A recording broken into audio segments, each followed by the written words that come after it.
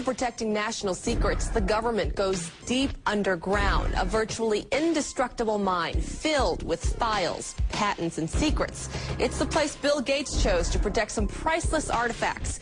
And I got to see what few eyes have seen inside Iron Mountain. Drive an hour north of Pittsburgh, Pennsylvania. It's rural, rolling pastures, lazy cows, not much to see. Or so you think. Next security cameras all out here. Yes.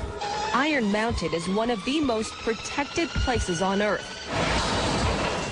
The Yellow Gates guard an abandoned mine, 3 miles long and 2 miles wide, 220 feet underground, with vault after vault of historic treasures and government secrets.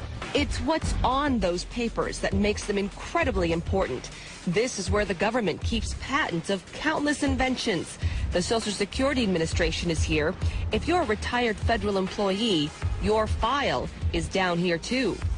There's an endless maze of dark corridors that stretch into blackness. Vaults don't hold fancy jewelry or rare paintings. Vice President Chuck Dowdy tells me it needs to be worth a whole lot more. So we are looking at the future home of... This will be the future home of Smithsonian Institute, one of their records facilities. Iron Mountain guards real records, too.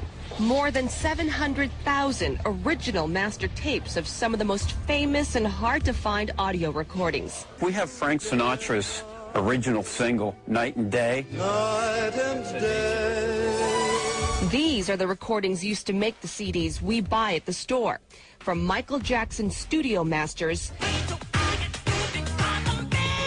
to Seattle's own Dave Matthews Band, even the king himself. Here's an older Elvis with some tunes on it. There are dark secrets in the mountain, too.